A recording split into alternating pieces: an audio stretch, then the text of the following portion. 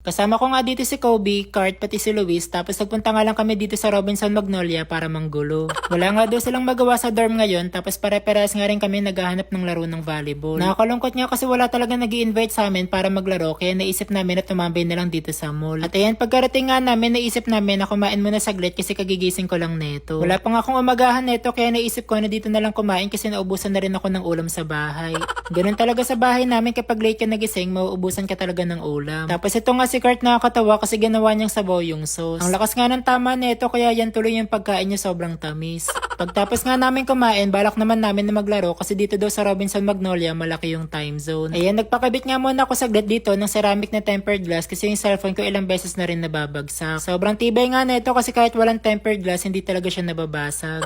Tapos iyan, kumuha na nga rin ako dito ng phone holder para sa kotse para kapag nagmamaneho ako, pwede na ako mag-video. Sobrang hirap kasi talaga mag-video lalo na kapag nagdadrive. Ayan, shoutout nga pala kay ate na nagbenta sa amin kasi pare-parehas kami mga Bisaya. Tapos maya-maya nga lang pumunta na kami dito sa time zone para maglaro. Buti na nga lang merong time zone na card si Kurt pero di namin alam kung meron bang load. Buti na nga lang meron pang load kaya makakapaglaro pa kami dito. Ang galing nga kasi dito sa time zone merong bilyaran kaya naglaro muna kami ni Kobe. 1v1 nga lang kami tapos yung dalawa naman nagkaraoke muna sa loob. Nakakatawa nga kasi ang malas pa namin sa pesto kasi ang hirap talaga gumamit ng tako dito banda.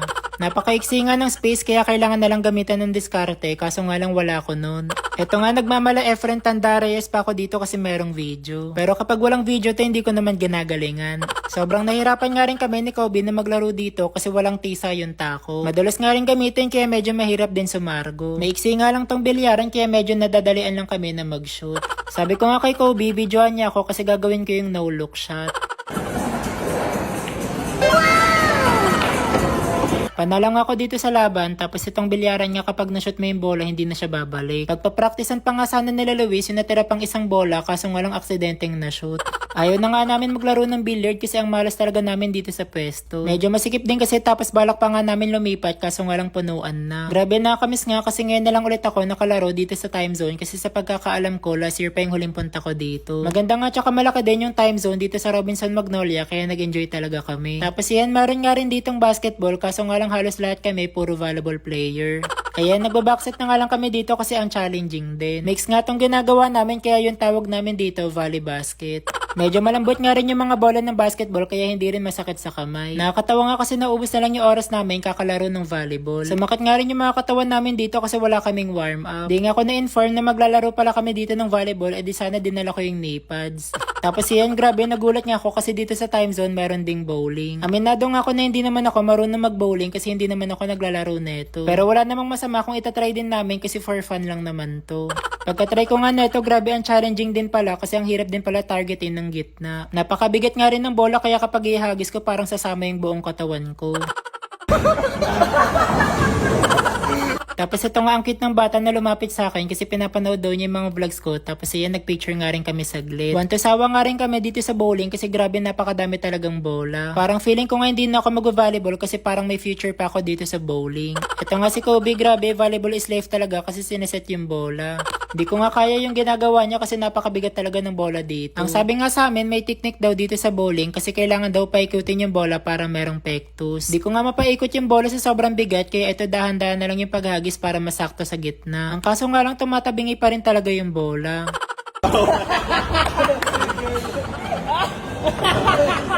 Patagal nga ng patagal nakukuha na rin ni Kurt yung technique tapos kami naman dito nahihirapan pa rin. Parang gusto na nga lang namin gawing bola ng volleyball yung mga bola ng bowling dito. Ayan may natira pa ngang isa kaya sabi ni Luis lalapit na lang siya para masakto. Ang kaso nga lang hindi talaga to para sa kanya. Ito na nga yung pinakahuling shot tapos may kasama na nga rin tong exhibition. Ang kaso nga lang hindi pa rin talaga tumama. Pero okay lang naman, not bad kasi naka 77 points pa kami dito. Di naman kami pasang awa kasi hindi naman 75 yung nakuha naming grade. Tapos ito nga naisip na rin naming apat na mag-car racing na rin dito. Magkakalaban nga kami tapos ayan paunahan na lang kami sa finish line. Napakasaya nga rin laruin neto kasi feeling namin nagdadrive talaga kami sa totoong buhay. Kung tutusin nga lugi pa ako dito kasi habang naglalaro nagbe-video pa ako. Napakahirap kasi talaga mag-vlog lalo na kapag wala kang videographer. Kawawa nga rin yung mga kotse namin dito kasi kung totoo lang to, sumabog na to unang bangga pa lang. Naka-manual pa nga tong kotse ko kaya nahirapan din ako mag-drive kasi masanay ako sa automatic. Siguro deserve ko naman tong pang 4th place tapos ako pa yung taga-video nila. Muntik pa nga sila dito matikita ng enforcer kasi nagmamaneho sila ng walang lisensya. Ito nga si Kobe, grabe, damang-dama talaga yung motor tapos bumabangking pa. Sabi ko nga wag niya masyadong bilisan kasi baka mamaya mahuli siya ng enforcer kasi wala siyang suot na helmet. Parang mas nag-enjoy na nga ako mag-drive dito sa time zone kasi buti pa dito walang traffic. Kawawa na nga kami neto kasi naubos na rin yung load ng card namin tapos pasara na rin tong mall. Palabas na nga kami neto ng mall tapos iyan may nakita pa nga ako ditong pabango para sa kotse. Bali stone nga pala to tapos sinasabit nga lang to sa kotse tapos grabe sobrang bango talaga ng amoy. Napa-checkout na nga kagad ako dito kaso nga lang medyo pricey din for me. Papatakan nga lang ng oil tong bato tapos pwede na rin siyang isabit kahit saan. Ang lakas nga rin ng amoy neto tapos ang sabi nga sa akin pwede daw to magdagal ng 1 buwan. Ayan dito ko na nga lang pala to ilalagay kasi sagabal din sa driving kapag sa gitna ng salamin nilagay. Tapos yan dinikit ko na nga rin dito sa kotse yung nabili kong phone holder kaso nga lang hindi siya makapit. Hindi ko nga alam kung bakit parang feeling ko tuloy neto nabudol pa ako. Tapos yan bumalik nga muna kami saglit sa dorm para kumuha ng mga gamit kasi meron nag-invite sa amin na maglaro ng volleyball. Larong-laro nga kaming lahat pero buti na lang may nag-invite sa amin. Alas 9 na nga neto ng gabi tapos hanggang alas 12 nga ng madaling araw yung laro namin. Nagbuo na nga kami dito ng one team tapos kasama na nga rin namin dito si Pokita. Medyo na-miss ko nga rin maglaro ng volleyball kasi mahigit 5 days din ako nagpahinga sa laro. Nanggaling din kasi ako sa may Leyte tapos wala rin akong mahanap na laro doon. Feeling ko nga neto bumigat talaga ako kasi yung talon ko bumaba din. And video pa nga ako neto para merong highlights kaso nga lang yung mga katim ko lang yung meron.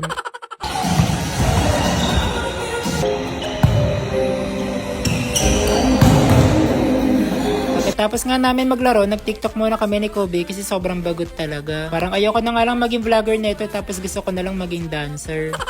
Pag tumayo to, di ako papasok bukas. Walang daming Jollibee. Pag tumayo to, di ko kakainin yung Jollibee ko. Hey.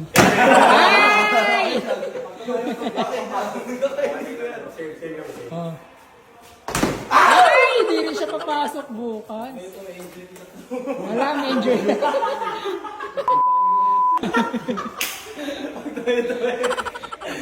Isel! Uy, yawa. Pag tumayo to, Sleep paralysis kay Kobe. Kinsa. complete paralysis si Kobe.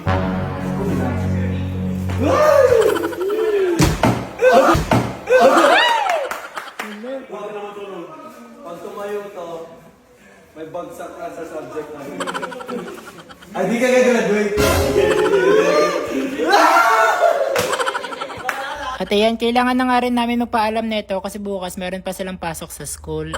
Ayan, share ko na rin sa inyo guys na nakapag-withdraw na naman nga ako ng malaking pera dahil dito sa Diamond Game na palagi kong nilalaro. Pwede ka nga dito kumita ng totoong pera tapos itong color game ngayon palagi kong nilalaro kasi dito lagi akong panalo. Ayan, pipili ka nga lang dito ng mga kulay na gusto mo tapos ako nga laging 3 yung pinipili para more chances of winning. Ayan, pinili ko nga dito yung color white, pink, tsaka yung green. Tapos nagulat nga ako kasi unang laro ko palang panalo na kagad ako. Syempre para makapaglaro dito kailangan mo muna mag-register. Ilalagay mo nga lang dito yung phone number mo, password, verification code, tapos yung referral ID. Pwede ka nga rin dito maging agent tapos pwede ka rin dito kumita ng malaking komisyon. Kaya sa mga may gusto rin kumita dito sa Diamond Game tulad ko, ilalagay ko na lang din yung link nito sa unang comment section para makapaglaro din kayo.